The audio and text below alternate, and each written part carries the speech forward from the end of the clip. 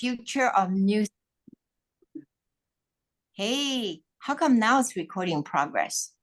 Okay. I've just got in. Oh, you just got in. So, perfect. Okay, Pat. And so I'm so happy we have Oliver, who's from Singapore, and he's going to talk about the cholesterol dilemma today. And so, Oliver, it is all yours. Let's welcome Oliver. Yay! Thank you. Thanks, Margaret and Pat, for inviting me. And welcome back to wherever you are from the cruise.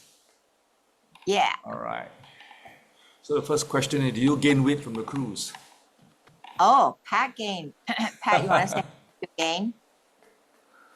Pat's Okay. not saying. I gained only 3 pounds. Not too bad. Not too bad, huh? Okay. Yeah. So a very good morning and good evening to some of you.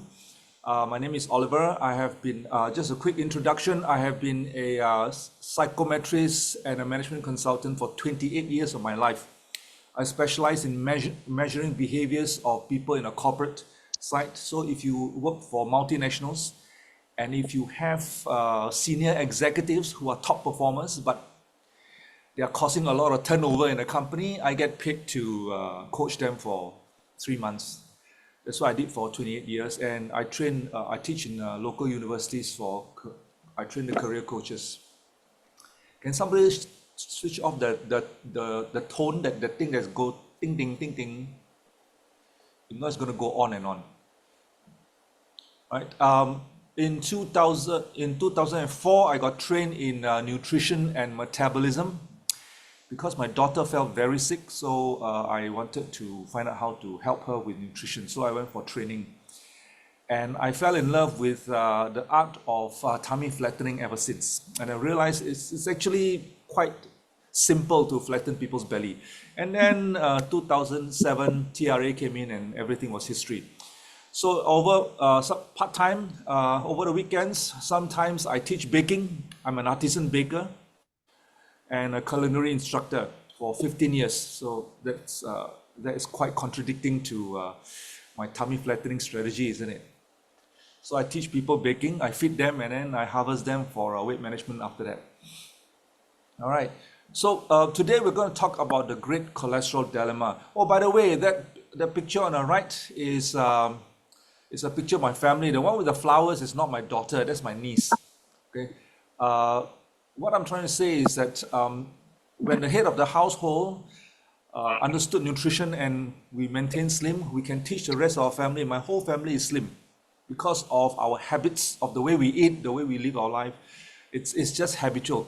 There is very, very small percentage, so small that I almost don't believe in it, as such thing as, oh, I'm overweight because it's genetic. My parents are overweight, my grandparents are overweight.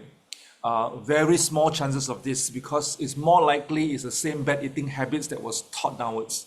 Okay, so I believe in taking care of my own health and teaching my entire family to do so. So let's talk about the great cholesterol dilemma. Okay, some interesting facts, some questions that we would like to explore first. Question number one is, when we have high LDL cholesterol, when somebody have a cholesterol, the doctors will refer you to the hospital dietitian, and dietitian will say, hey, you got to eat less cholesterol food like egg yolks, seafood, and the Chinese love to eat animal intestines, So they say, don't eat all these kind of things, it will increase your cholesterol. And so if that is true, so the next question is, then why do vegetarians have high cholesterol? What have they got to do with the egg yolks, the seafood, and intestines? Have you ever asked yourself these questions? And yes, for those people who are not familiar, vegetarians do get high cholesterol. Right? So that's the first question that I'd like you to ponder. Lavostatin was first approved by FDA on September 1st, 1987. Lavostatin is a statin drug. All right? And statin drug was designed primarily to, anybody want to let me know in the chat group, what is statin drug primarily designed to do? Anybody? You just can just key in, what is statin drug primarily designed to do? Lower your cholesterol. Lower the cholesterol. Excellent. Lower LDL, right? To be specific. Now, then what is the primary purpose of lowering LDL? What is the primary purpose of lowering the LDL? Anybody? That's your bad cholesterol. Yeah, that's a bad cholesterol. What's the purpose of lowering it? Lower risk of heart attack problem. Lower risk of cardiovascular disease. That's correct. Unfortunately, worldwide is still the leading killer. After statin has been launched so many years ago, it's still the leading killer. Something is missing. Something is definitely missing. So we have statin, it lowers cholesterol because LDL is supposed to lower cardiovascular disease, but it's still the number one killer worldwide. All right. Some other questions. How many of you know of someone who has three highs like cholesterol, hypertension, and diabetes? If you know, type an 8888 in the chat group. How many of you know somebody who has high cholesterol, diabetes, hypertension? Just type the 8888. All right. You will see that it is extremely common. How many of you know someone who has some form of cardiovascular disease like heart attacks, stroke, or even a stent? You just need to type in 2222 if you know of these people. Again, very common. Remember, September 1st, 1987, FDA approved statin, lavostatin to be precise. Number three, I do not know about the rest of the countries. I'm sure they are, but our medical standards in Singapore, is it high? Yes or no, is it high? And what is the occupancy rate of hospitals in Singapore? You know, in Singapore and a lot of part of the world, medical standards are very high, all right? Unfortunately, there has been a spike in heart attacks but fewer dying, okay? So all these medical advances, heart attack is still going up, it's still spiking, but fewer people are dying. That's the good news. That means the hospitals and the medical world has been very successful in preventing people from dying, okay? But they have not been successful in preventing people from getting a heart attack. And these are the 1, 2, 3, 4, 5, 6, 7, 8. You know, some of you could not imagine how tiny Singapore is, but we have eight government hospitals, huge ones. And if you look at the occupancy rates, it ranges between 80% to 100% at any one time. Okay, my father goes to hospital quite often. To get a bed, it takes 48 hours to 24 to 48 hours just to get a bed. He will be in the A&E department for 24, 48 hours without a bed. All right, so that's how bad it is, despite medical advances. So it gives you a good scenario of what's the situation like. And this is a very recent report from our national paper, Heart Disease Search in Southeast Asia, makes it a leading killer. Okay, and the disease has surged by 148%. Okay, I do not have the statistics for the rest of the world, but I'm pretty sure the pattern remains more or less the same. I'm pretty sure. All right. So today what I'm going to do is I'm going to try and translate what these people are trying to tell the rest of the world. These people are cholesterol specialists. They are not general practitioners. They are not. They basically do a lot of research and they have a lot of contact on the subject of cholesterol. And what they came together and they wanted to send a message to the rest of the world about cholesterol. And what I'm going to do is I'm going to summarize them to something that's more palatable that everybody can understand. Okay, so here we go. So the Cholesterol Association. Now what happens is this is a normal blood vessel. Okay, and once in a while, people get a little lump in a blood vessel that sort of chokes it so the blood flow goes down. Some people get blood pressure issues. And occasionally, if you don't take care of it, it bursts. We get a stent, we get a heart attack, and so forth. So what these scientists do is they collected all this yellow stuff on the arterial area, and they put it in a microscope. And guess what they found? They found cholesterol crystals, they found calcium and cell debris. All these kind of things are all inside there. All right. So I repeat, cholesterol crystals, calcium debris, and cell debris, all those stuff. And guess what? So therefore, LDL is a bad cholesterol. And calcium cannot take calcium because calcium will choke the arteries. So I'm going to put a question mark there. Is that really true? That LDL is a bad cholesterol and calcium is not good to be it's not good to consume calcium because it chokes the artery. So here's how it works. Now imagine there's a fire in your house. Imagine, okay, and it sounds the alarm. The alarm go. What happens when the fire alarm in the house sounds? What do you think happens next? The fireman comes, and it comes to put out the fire. And while the fireman is putting out a fire, there will be people who are very busybody. And they'll come and they'll take a look at it and they'll say, oh, it's called busybody, right? And of course, halfway fighting, the house got burned down halfway. Now, in relation to cholesterol, okay, this fire alarm here, this is called a heart attack or a stroke. Your house got burned down halfway. Now, the calcium and the cell debris happen to be innocent bystander there will always be calcium and cell debris floating around in your bloodstream. Okay, they are like your very busybody onlookers, And who is the fireman? It's actually your LDL cholesterol.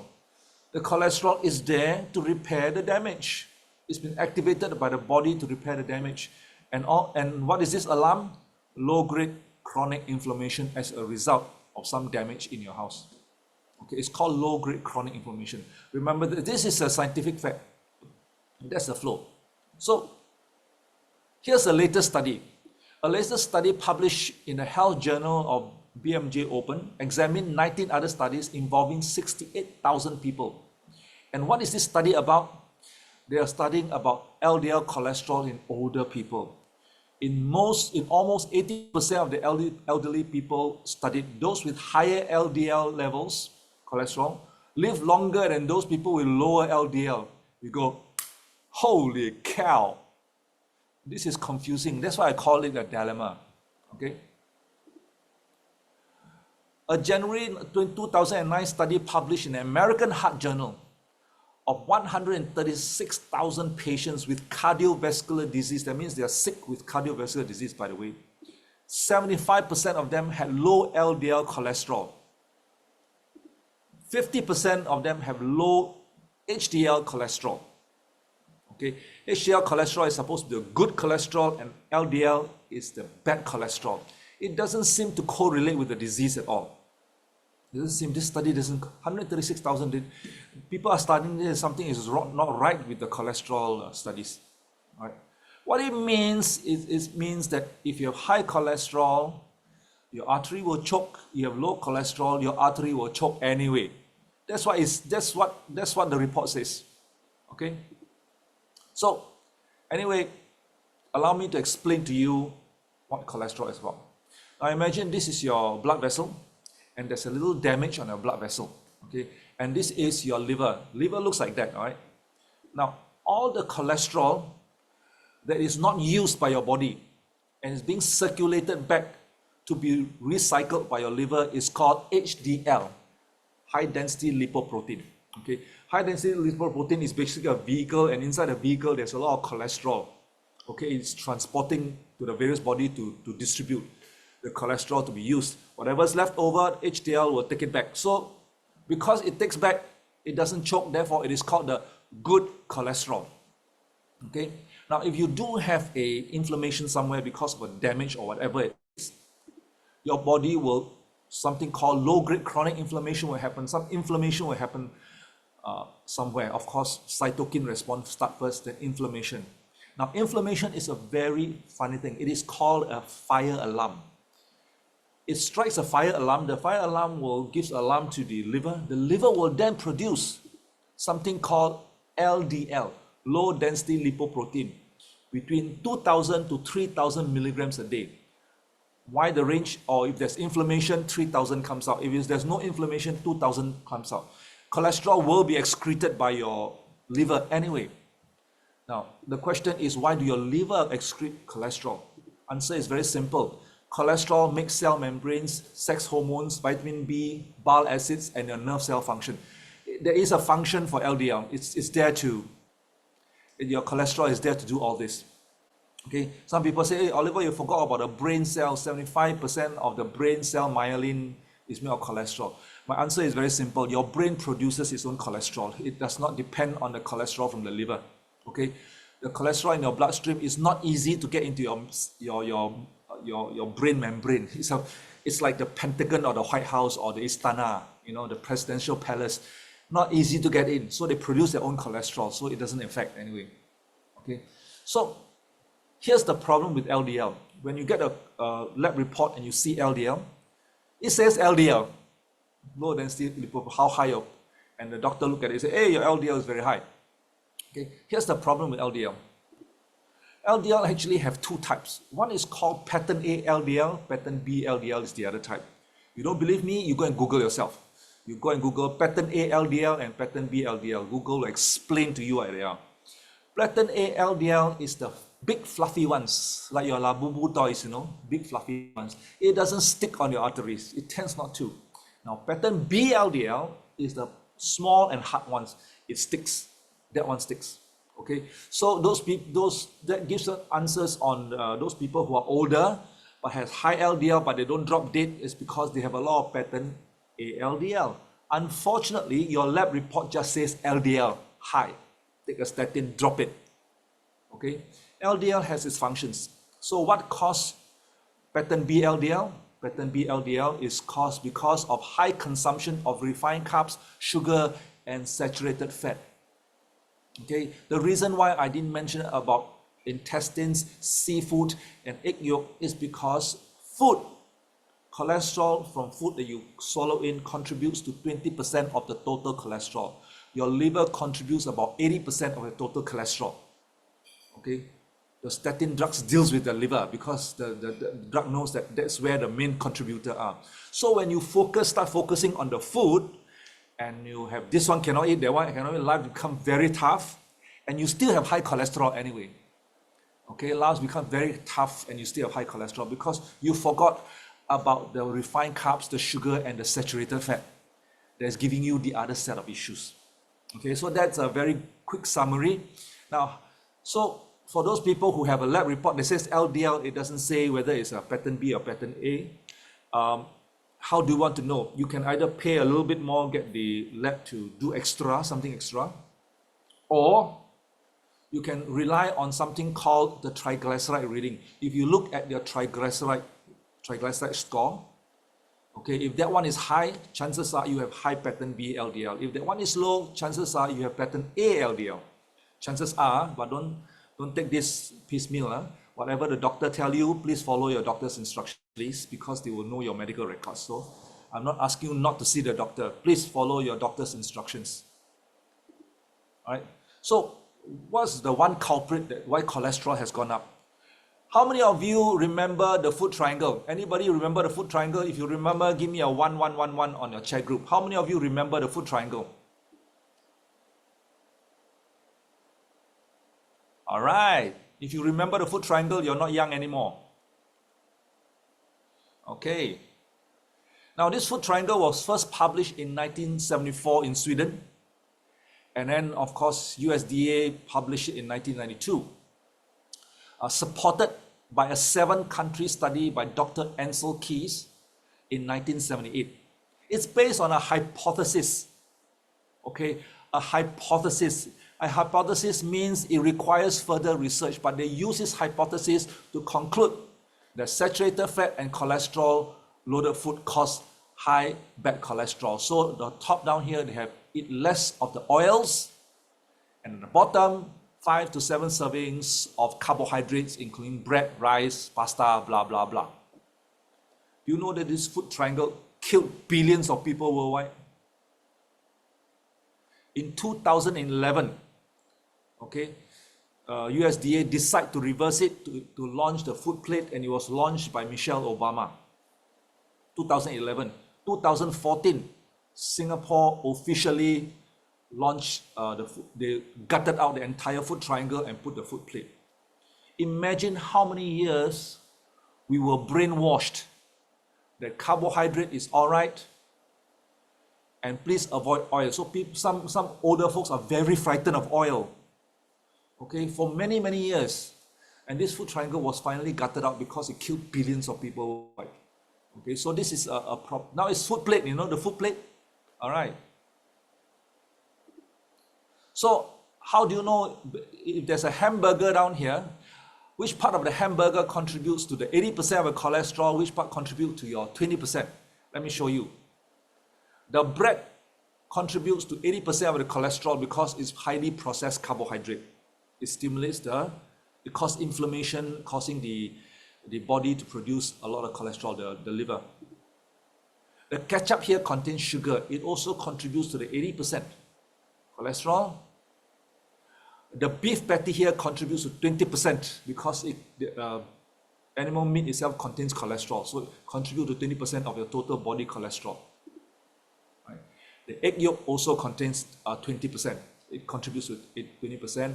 And the salad here is good for managing cholesterol. I hope, and they put very little salad there, and I don't know what they do to the salad, probably highly oxidized. So looking at this burger itself, you know which part of the burger actually gives you the problem. So you may just want to take out the ketchup and the bread and just eat whatever is inside. Right? I'm not saying it's good, but it's better. Okay? Just in case you're wondering, food training to help people with cholesterol, it's quite extensive. So this is just a quick excerpt of what you can get. Now imagine this. The government tried to reduce road accidents. What do the government implement when they want to reduce road accident? They will implement driver's licensing. You got to give you a driver's license. You can't drive a vehicle. If not, somebody will get killed on the road. Okay? They do traffic education for children. So schools are doing traffic education. They bring them, in Japan is the cutest. Their little toddlers will cross the road. They'll put out their hand and then they'll something and then they'll walk across the road in a line with the hand up. Okay, they are taught to look left, look right, put up their hand on the zebra crossing before they cross. So some countries do start, or actually most countries do start teaching children about road traffic, okay, at a very young age. Of course, we have infrastructure for vehicles, cycling, pedestrian. I just came back from Amsterdam, a trip, and their cycling path, even their traffic light crossing have a traffic light for bicycles, and then they have a pedestrian path, and then they have a road, very clear. These are called infrastructure, so you can let people walk safely. Okay, people who works as a driver for big trucks or Grabs, they have policies to stop them from driving over X number of hours, just in case they get sleepy and they run into somebody. Right? So there are policies. What else? In Singapore, we have vehicle maintenance. Every year, you got to send your car for inspection, and you got to pay money, of course. And after inspecting, they will tell you, oh, you need to change your wheels, you need to do this, you need to do that. If not, you are not allowed to run on the road. Okay. And of course, we have pedestrian rules. We got traffic policing, and of course, we have the law enforcement from the courts. All this just to do one thing, just to prevent road accidents, so everything will move smoothly. Now, how then is cholesterol solely blamed for cardiovascular disease? Why, when it comes to cardiovascular disease, it's only cholesterol? But why, when it comes to preventing a road accident, there are so many components?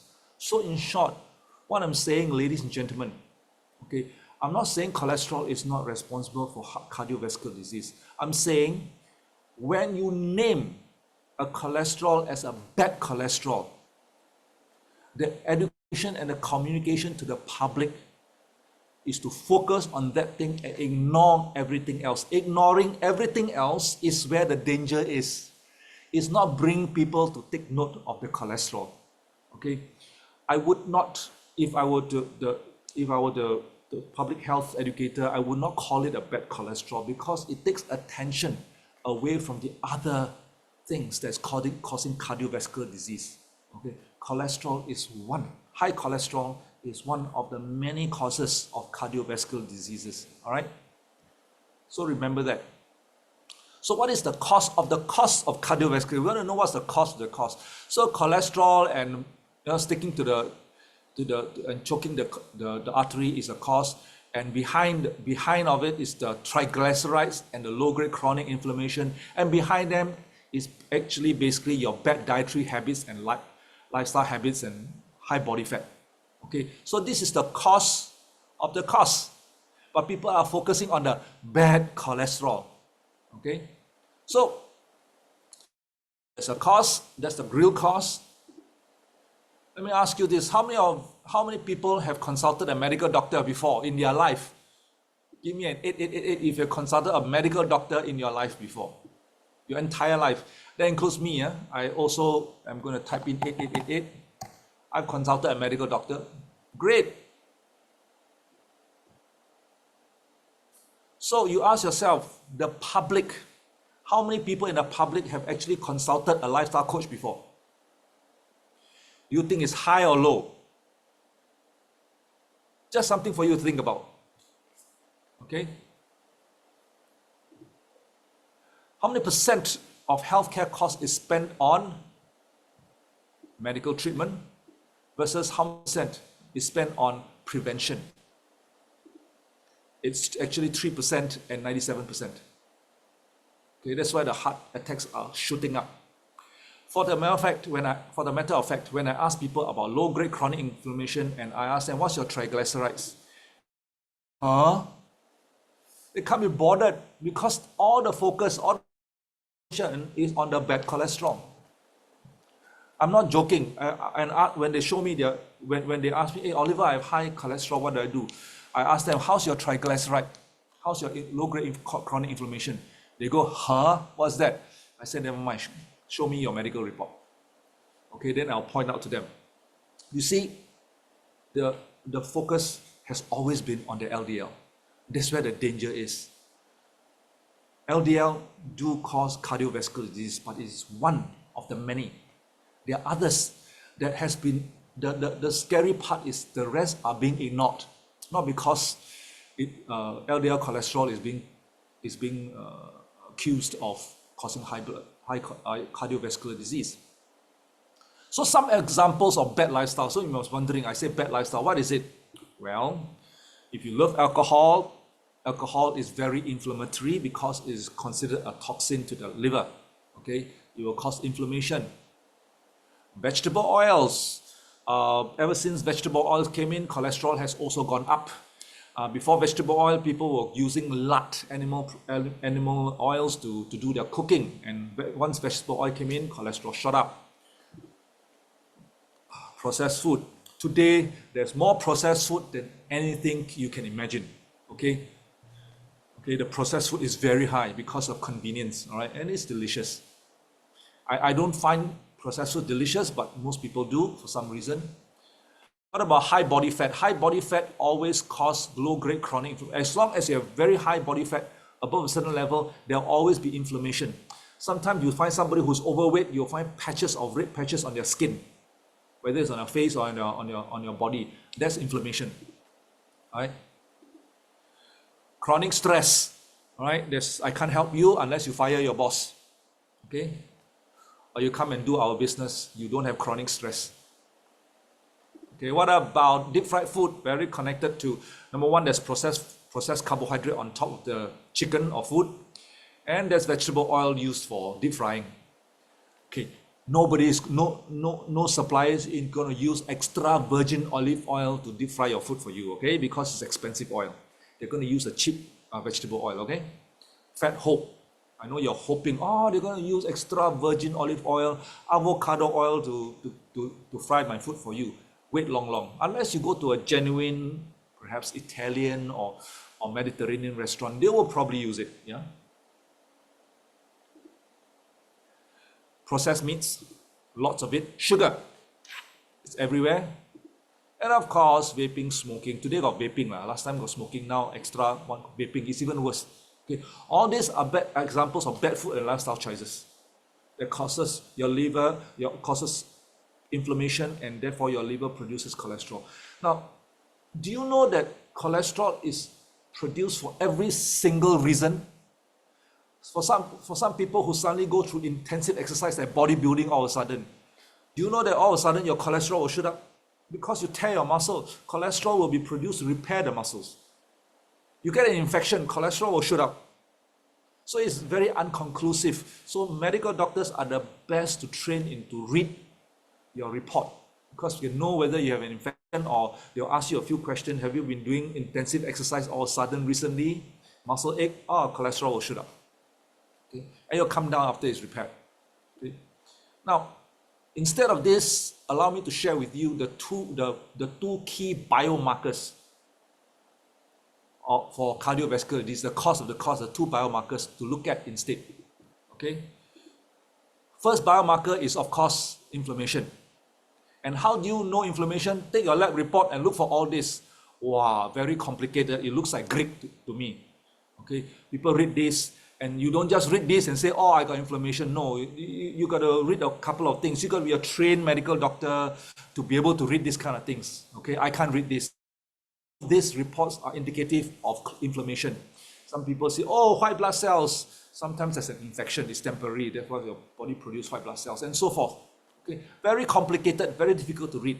But allow me to teach you how to know whether you have inflammation in your body that you and me can read. Very simple.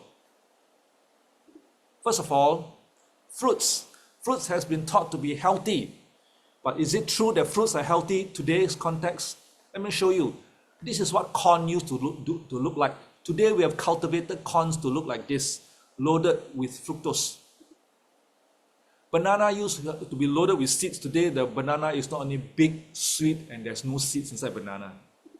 Okay, watermelon used to look like that. Today is juicy and sweet. Okay, so in short, today's fruits are not a health food anymore, unfortunately. I know some of you are so upset, you feel like taking off your shoe and throwing from the US and hoping to hit me in Singapore. But you know, there are people who eat lots of fruits on a daily basis. They do get non-alcoholic fatty liver. It does cause fatty liver disease, alcoholic fatty liver. And not only that, today's fruits, you got fruit juice, you got frozen fruit bars, and candies that claim that it's made from real fruits, and we are eating those. When you see that people eat things like this, I know you have some sort of inflammation in your body. Oh, protein is good for health. Really? People don't eat protein like this. They eat processed fish, processed chicken. I don't know what this is, samosa or something, but it's tomato, so it's not samosa. It could be an Italian dish. And hot dog. The pork or the beef does not look like pork and beef. It looks like a sausage, and is given a name called hot dog. Totally irrelevant. All right. So anyway, this is what, when you are eating this, I know you have inflammation because you're not eating this. Okay. Grains are great for health. Really? Yeah, if you eat grains. But today we don't eat grains like this. We process them into these and we eat them. And I know you have inflammation in your body. You don't have to read your lab report. Right? We used to collect food in the past like this. Today, we push a trolley. We can't even bother to carry the basket. Okay, and we put everything is in a box or something. And you know what in the world is the suppliers put inside there. Okay. So, biomarker number 2. So that is biomarker number 1. Biomarker number 2 is to look at the visceral fat and the subcutaneous fat using an Omron machine. Of course, you have other machines in other parts of the world. Using an Omron machine, men are supposed to have less than 5 and women less than 3 for organ fat. Okay, because men start accumulating organ fat since puberty. Women usually accumulate after menopause, but if your dietary habits are bad, you will start accumulating organ fat. And of course, body fat, men below 20 and women below 25. Now, ladies, fat is not bad. I'm going to do this again. There's no such thing as high body fat means bad. Your body fat is an endocrine organ. It regulates your hormones. So keep your body fat between 20 to 25%. It doesn't mean the lesser the body fat, the better. Men, you can have low body fat, but women, keep it between 20 to 25%. A lot of female athletes, national athletes, when their body fat drop below 15 to 11, their menstrual cycle completely stops because fat is an endocrine organ. So But guess what? You're unlikely to have a body fat below 25% if you're living in today's and eating today's food. You are unlikely to have body fat below 25%. Anyway, okay? So yes, body fat do cause inflammation. That's a biomarker number 2. And do you need a professional to tell you that? Don't need. Stare at the person's stomach. You jump and see whether things jiggle or not. Okay? Go and get a body fat analysis machine. Go and stand on it. Go and get a body fat analysis. Okay? Those with VFA, especially VFA, visceral fat, organ fat, our total body fat is higher than the safety zone. Go and get rid of it. Okay? Go and get rid of it. And please, do not, especially if your organ fat is really high, do not go and do intensive exercise to lose the weight. Don't start with that. You start with that, some people get into medical problem. Okay? Don't do that. Let me show you a video on your volume. Let me show you a video what organ fat looks like. Okay? After seeing this video, if you cannot sleep, don't blame me. Blame the person who invited you. This is an autopsy. They're going to cut up a dead body and show you what's inside. I know some of you will be watching this video doing this or doing this, but anyway, we all end up there. I am now about to dissect his body, to reveal all the miseries he experienced in life and which led finally to his death. In one large, we know from the patient history that he suffered from a chronic heart insufficiency, high blood pressure, as well as diabetes.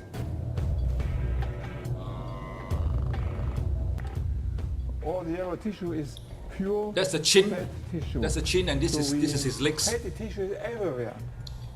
It all pressed up the heart. So we look for the heart. I cannot even see the heart. I know it as an anatomist, the heart is here, but all the fat. I have taken out the organs of this 25-stone man. It's about 3 times the weight of the entire organs of a normal diet man. Look, the lungs are quite small. Why? Because the heart enlarged, pushed the lungs small, and even more important, the diaphragm was pushed up by all this fat. Here, the left lung, and here, the left lung. What a difference. I never in my life saw such a miserable, heavy, dilated heart. He literally ate himself to death. Okay, so what did he say? What was the last sentence? He literally ate himself to death. Okay, as you're watching this movie, I was looking at all your faces. Some of you go, Okay, so just something to show you reality, okay?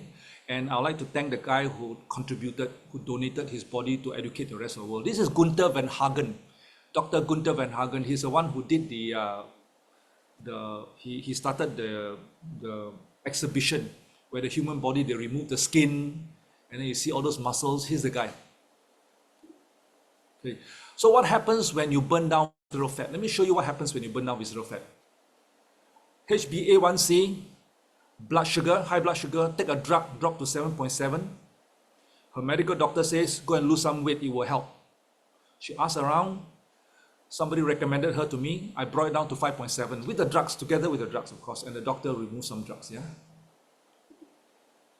This lady is a school teacher. By the time she reached us, she had 2 heart attacks, 14 types of drugs. We pulled out 17 kilos, left 4 types of drugs.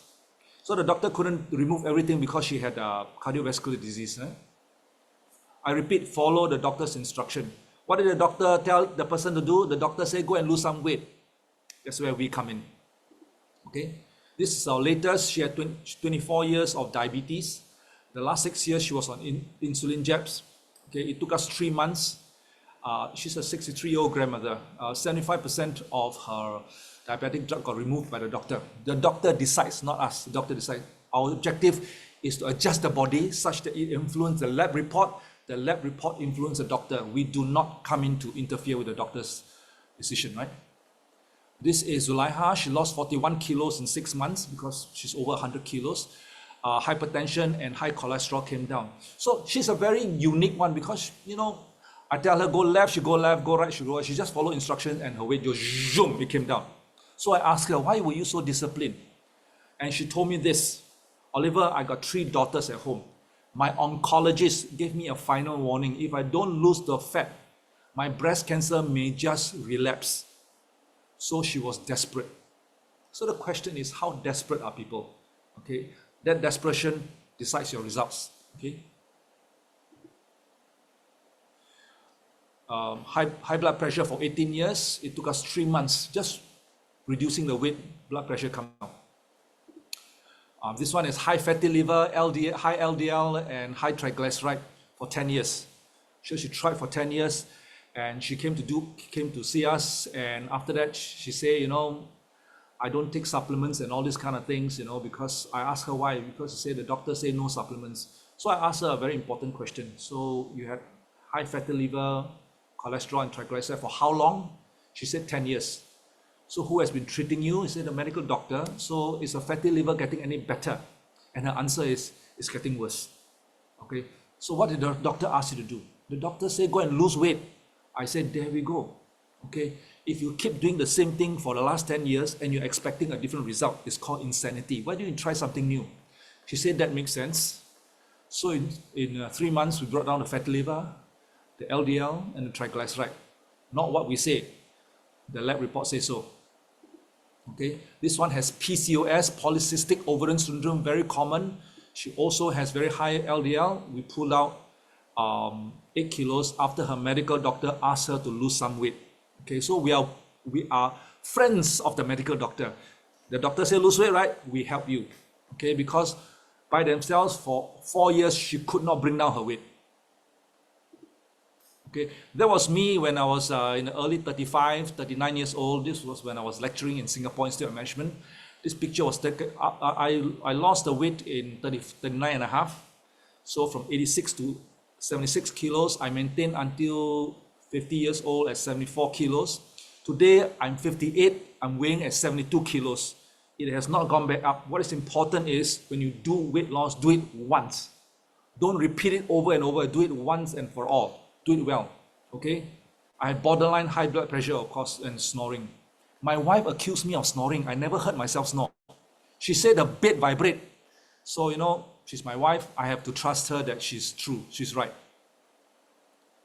All right. So what do? Here's the, we practice something called TRME or TR90. It's our weight management system. It comes in 3 components. Component 1 is a science-based products to assist us. Component 2 and 3, 2 is a simple eating plan and 3 is an active lifestyle. Okay, the real program is in 2 and 3, where we help you on a simple eating plan, not a diet plan. You're not supposed to go hungry. A simple eating plan and an active lifestyle. What we train you to do, we train you to feed your fat, feed your muscle and starve your fat. So you literally have to eat and an active lifestyle. If you can exercise, go ahead. If you cannot exercise like me, I've got sleep disc. I've not exercised since age 21. Then we'll teach you how to move your muscle. Here's the truth, the total truth, nothing but the truth. Okay? You have to move your muscle. You have to eat well. Okay? There's no such thing as a magic pill. But it's the TRME and TR90 is an excellent product to support a program for 3 months. Hoping that during these 3 months, the number 2 and then 3 becomes a good habit and sustain you for a very long time. That's the truth. If you're still looking for the magic pill that says you can eat all you want, anything you want, you can sustain your current habit, and when you swallow it, you will become slim for the rest of your life, I am sorry. It does not exist. Not even in the medical world. Okay, I am sorry. Okay, there's no such thing. But there is such thing as a science-based product. It's extremely safe. And it works when it comes to supporting a good weight management program. Okay, so how does it work? It's basically a set of product that lasts you 90 days. It comes with 1 to 2 coaches. We will help you with a simple eating plan without hunger. Okay, we will work with you. And of course, we'll instill long-term sustainable strategy. Some people ask, what's the difference between the strategy and the eating plan? Isn't it the same? I say it's different because we're going to continue to go for cruise, holiday, birthday parties, Christmas, Chinese New Year, whatever it is. And then you have a welcoming party, farewell party. In Singapore, the Chinese also eat during funerals. We have buffet for funerals, all right? So every reason we eat. So instead of sacrificing your social life to lose weight, we'll say, go ahead with your social life, well, we'll teach you how to deal with it. That is more long-term sustainable. Of course, your BMR will eventually take over the products. The coaches will, you can Zoom people, you can meet up. There are a few ways to do it depending on geography. Like Singapore, we can meet up. Like if you're in US or some part of the world where, just to meet up with a customer, you got to take a plane, then you can Zoom. Okay. I've coached people in US, in Canada, in Germany, in Shanghai, in Australia, any part of the world using Zoom, just using Zoom alone. I don't even have to see them. Okay. So here's the conclusion. Okay. LDL cholesterol is only one of the many biomarkers for risk of cardiovascular. It's only one. So please look at the others, especially in your weight management, all right? Besides consulting a medical doctor and taking a statin. So please do consult a medical doctor and take a statin based on the instruction of the medical doctor. Just don't do this. If the doctor says, you have a moderate amount of cholesterol, why don't you go back and change your lifestyle, change your eating habit, and in 3 months' time, we measure again. If your cholesterol is so high, then we will issue the drug. Some doctors are good people. They'll say, hey, go and change your lifestyle. Some people will insist that the doctor give them a statin. When the doctor refuses to dispense a statin, they'll insist. Don't do that. Okay, just listen to what the doctor tells you to do. They say, go and change your lifestyle, you go and change your lifestyle. They say, take a statin and change your lifestyle, you take a statin and you change your lifestyle. Okay, just follow doctor's instructions. Strive to achieve an ideal body fat and muscle percentage to assist in cholesterol regulation. So I'd like you to ask the person who gave you this link for further information on body fat and weight management, right? So I hope I have not confused you. This is all I have for you. I actually originally planned this for 45 minutes. It's overrun by 5 minutes. So that's all I have for you. Thank you very much. Is there supposed to be a Q&A session or I end this here?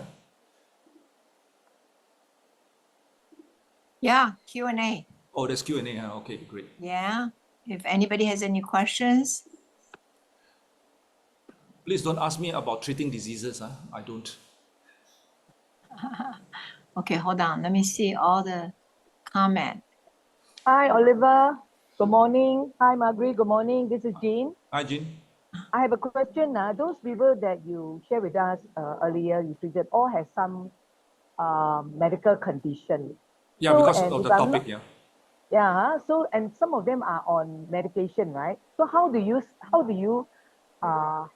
teach them to take our TRME supplement? Oh, whether you like it or not, about half of our customers are already on medication. Yes. Okay, so as long as they are not on a blood thinner, which I ask them, please go and ask your medical doctor. We will ask them to keep a 1 hour gap from the medication, not because it reacts or whatever it is. It just fights for absorption. My instruction is always swallow your medication, and 1 hour later, then you swallow your supplements. Then after that, then they take their breakfast, lunch, or dinner. Is it like that? Yeah, you can do that. So, it depends on how much. Look, the lady on 14 type of drugs, I had to adjust like mad for her. It's crazy, Yeah. okay? It's crazy. Yeah. We are on one I'm medication, fine. So it depends on the eating schedule. I'll adjust them. Sometimes I would say if most of your medication is in the morning, just take your supplements for lunch. Oh. Just avoid them totally because you need to let the medication go in first. Remember, Yes. the doctor's medication is priority. Yes. Right? So Yes. that's how I adjust for them. So in that case, sorry, one more question. So that means if take the medication first, they take their lunch or dinner, if they take their breakfast or lunch, then they take all the medication. And after that, they take the TRME supplement later part of the day. Yeah, we push it to lunch. We push it to lunch. Oh, okay, Yeah, can. push it to lunch. Yeah, Because yeah. most of the instructions for medication is in the morning, especially the blood pressure and all this. It's usually in the morning. That's a good Okay. thing. Yeah. Okay, can. Thank you, Oliver. Alright. Thank you, Oliver. Thank you, everyone. Wow, good question. Good question. Anyone else? Hi, Oliver. Jennifer Chua here. Hi, Jennifer. How about if they have thyroid medications? Is it okay with our TRME? That's perfectly fine.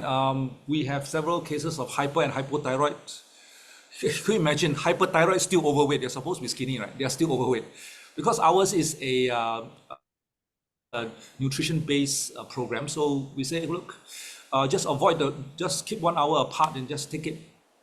Okay, so continue with the doctor's drugs, whatever they give you, just keep 1 hour gap. We are very focused on working with them on the nutrition. Of course, if you have hyperthyroid and hypothyroid, you got to understand a bit of some of the foods that you do not want them to take too much of it, right? That work against the thyroid. That's about it. But yes, you can do that. The only thing, those people who had I do not take those people who already has a fresh stroke, organ transplant. They have a what I call a pacemaker. I reject them straight in the face. I say, no, you go and see your doctor. Once you have an organ failure area, I do not want to deal with you. You're a medical case. We don't deal with medical case. We are lifestyle and nutrition based. Actually, we are designed for people who are healthy. We want to stay healthy. That's basically what we do. But unfortunately, we do. The public is the public. They don't spend this kind of money until they're sick. So we have some minor cases. We say, okay, we teach them how to avoid, and that if you're really sick, like an organ failure, we don't take you. I tend to reject them.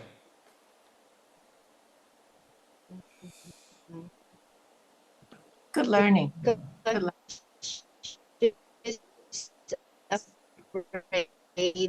Jennifer, I can't hear you. Your go again. Jennifer, you're breaking up. I can't hear you, Jennifer. Medication. It's either her Wi-Fi is no good or somebody shaking her. What can we say or tell? Can you write, Jennifer? Can you write? I can't figure out a thing you say. That Jennifer, can you write? okay. Okay. Yeah, okay. Yeah. So because she's I can't. afraid that her medications will have side. Okay, I can't figure out a thing you're saying. So Yeah. Can you please write? Can you please write? Yeah. Okay, let's see. While we wait for her writing. Yeah, okay. Those customers who has on blood thinner, when you're put on blood thinner, that means you have some form of cardiovascular disease. Refer them back to the doctor and ask the doctor whether you can take it or not. Take the PIP, give it to them and says, ask the doctor. Okay, don't play doctor. Huh? So when you're on a blood thinner, they have some form of cardiovascular disease already. I see. I did my last month, my LDL, I'm consuming Marine Omega only and other medication. And no other. Is that all right? Well, did the doctor, if you have high LDL and if your doctor is asking you to take a statin, please take a statin, right? And then, yes, you can take Marine Omega and you can take colistin. What's important is if your body fat is high, go and get a measurement. The only permanent way or long-term sustainable way is actually to bring down the body fat. Right? That's one way of doing it. Check on your food, what you're putting in your mouth. Which are considered all the bad vegetable oils, including corn, sunflower seed, brand oils. Well, anything that looks clear in a transparent container, they are all from seeds. Seeds are polysaccharides. Polyunsaturated fat. Poly meaning very unstable. Okay, it's already oxidized inside the container. You deep fry, you increase the heat, it becomes more unstable. Unstable means more free radicals. You swallow in, it causes your cholesterol to be sticky. Okay, so do the monounsaturated. Some people ask me, do I do saturated fat? Saturated fat also has its own problems, so you don't do saturated fat. Try to use less oil. You do use oil, but use less. Do use oil. Oil is good for the body. You have to consume oil. but do the monounsaturated ones, like the olives, the avocado, and all this. Olive oil, the extra virgin, unfortunately, you cannot do high heat. You got to do low heat cooking. You can use the classic or the extra light olive oil for the high heat cooking. So end of the day, high heat cooking involves deep frying. So try not to deep fry your food. You are safe. You solve all your problem. Okay. There's a question by Irene Fu. Some people, they can't take magnesium. Yeah, if the person cannot take magnesium and they get a headache, stop taking magnesium. And see whether the headache goes away or not. If the headache persists, that means the person happens. You know, it doesn't mean that this is a good nutrient, therefore everybody can take it. There are some people who are allergic to some people are allergic to gluten. Most people are not. Some people are allergic to processed carbohydrate because of insulin spikes. Most people are not. So it depends. If person really is allergic to magnesium, see whether you can find something with lower magnesium, and if it still doesn't work, you know, all foods, there are some foods that also cannot take because they contain magnesium, okay? So if you have a headache, avoid it. With TRA product, would you recommend that they purchase one or two only, not the whole system? Well, TRME products, unfortunately, weight loss is a multifaceted approach. For the longest time in history, people have been using singular or mono approach. That's like cholesterol. Oh, cholesterol is a culprit. I avoid cholesterol. I can do the rest of it. That's a wrong approach. You deal with the cholesterol and you deal with the other things also. Okay. So weight management, some people say, oh, it's because I ate too much. I ate too much. That's why I put on weight. How many of you know people who is always eating and always hungry, always eating, but they look like a stick? They don't put on weight. What is it got to do with eating too much? So that's like a singular approach. Okay, there's a singular approach. Oh, it's the carbohydrate. I'm going to cut the carbohydrate and I'm going to lose weight. The island of Okinawa, they are slimmer. They live longer. 85% of their diet is carbohydrate. Why is there always a singular approach? It's never a singular. It's a multifaceted approach. So TRME is designed for this multifaceted approach. If you take out any of the components, you will find that you are handicapped in one area. And it may not work in the best possible way for you. It may not work. So I suggest the whole thing. What the scientists designed the thing to do. All right. Okay, I guess that's all the question there is. Yeah. All right. Wow. Thank you, Oliver. You're Pleasure. amazing. You Thank are you. amazing. We have to invite you back sometime and then teach us all the things you know. Oh my God. You tell me which part of your body you want to know. Okay. We all want it. Okay. Thank you so much, Oliver. My pleasure. Have a good day Yeah. ahead, everybody. Okay. Yeah. Bye-bye. Bye. Thank you, Oliver. Thank you, Margaret. Thank you, Thank you, very much, Oliver. everyone. Thank you, Have a great Oliver. weekend. Thank you, Thank Margaret. you, Bye. Oliver. Bye. Bye. Bye. Take care.